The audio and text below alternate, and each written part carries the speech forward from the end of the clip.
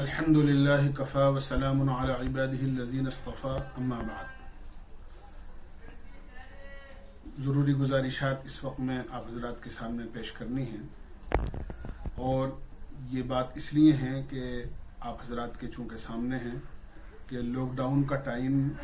3 مئی تک حکومت کی جانب سے بڑھا دیا گیا ہے، اور یہ اس لیے کیا گیا ہے کہ یہ جو مہاماری اس وقت میں چل رہی ہے اور بیماری چل رہی ہے دن بدن بڑھ رہی ہے، اور کچھ کمیاں ہم لوگوں کی طرف سے بھی ہیں کہ جو حکومت کی جانب سے تدابیر اور ہدایات دی جا رہی ہیں اس میں یقیناً کہیں نہ کہیں کوئی کمی ہے، اس وجہ سے بیماری بڑھ رہی ہے۔ اس لیے پہلی گزارش تو میں یہ کروں گا کہ جلدی اللہ تعالیٰ اس مصیبت سے ہمیں نجات دے دیں۔ اس کے لیے جو حکومت کی جانب سے تدابیر بتائی جا رہی ہیں، صفائی کا پورا خیال رکھنا ہے، ایک دوسرے سے دوری بنائے رکھنا ہے، اپنے گھروں میں ہی رہنا ہے، اور اسی طرح جو بھی طبی ہدایات ہیں اس کا پورا ہمیں پالن کرنا ہے،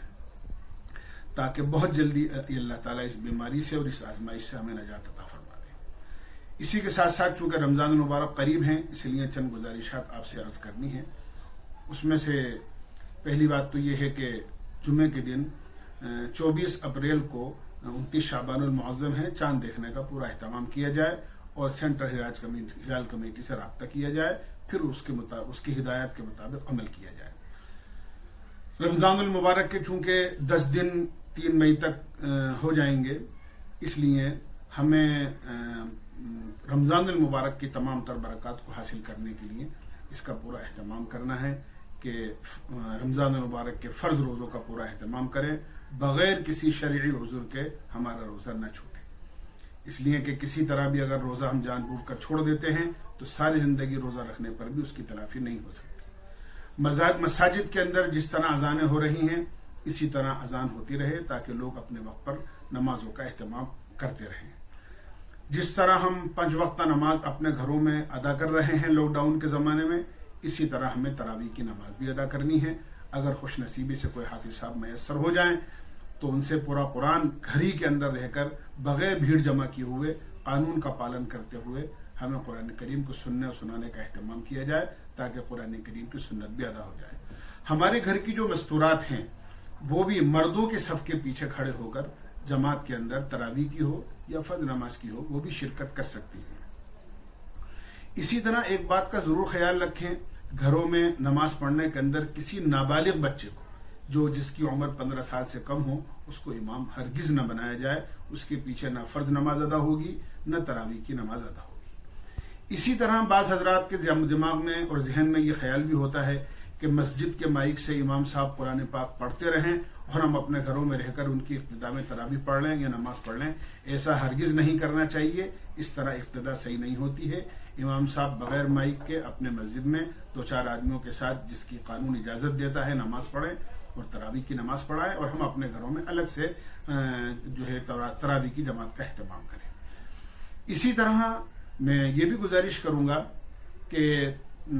رمضان المبارک کا مہینہ چونکہ انتہائی برکتوں کا مہینہ ہے، اس لیے اس میں کوئی ہمارا لمحہ اور کوئی وقت ہمارا ضائع نہ ہو، اس لیے اس کو پورا وقت ہمیں اس میں کام میں لے کر آ رہے ہیں۔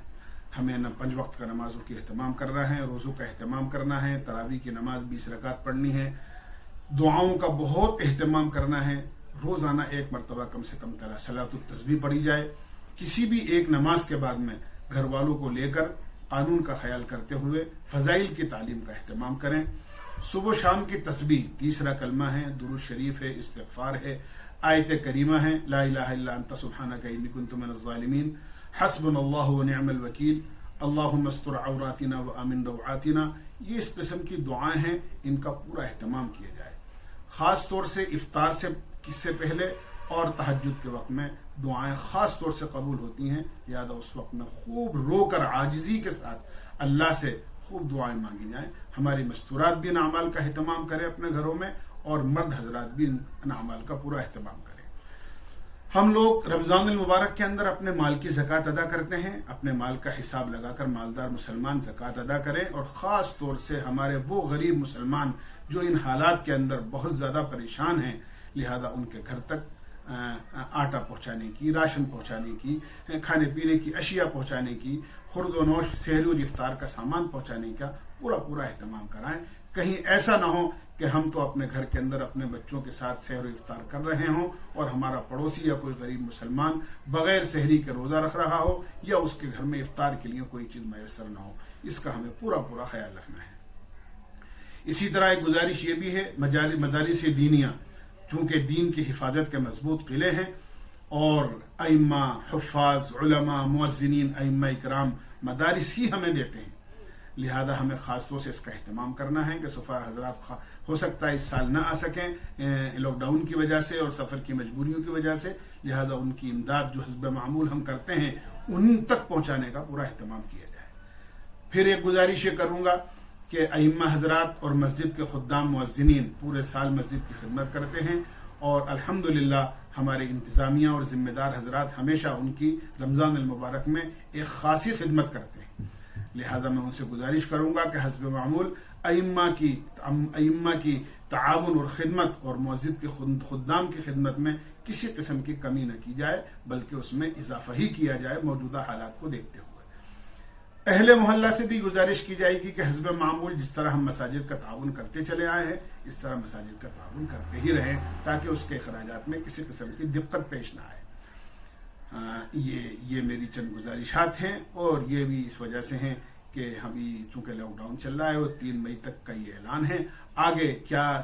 اعلان ہوتا ہے حکومت کی جانب سے اس کے مطابق آگے کی باتیں آپ بعد میں عرض کر دی جائیں گی. اللہ تعالی ہمیں رمضان المبارک کی قدردانی کی توفیق نصیب فرمائے اور رمضان المبارک میں نازل ہونے والی تمام برکات سے مستفید ہونے کی اللہ ہمیں توفیق نصیب فرمائے اور رمضان المبارک کی برکتیں اور رحمتوں سے اللہ اس شدید آزمائش سے اور اللہ اس سخت بیماری سے اللہ ہم سب کو اور پوری انسانیت کو محفوظ فرمائے. وآخر دعوانا الحمدللہ رب العالمین.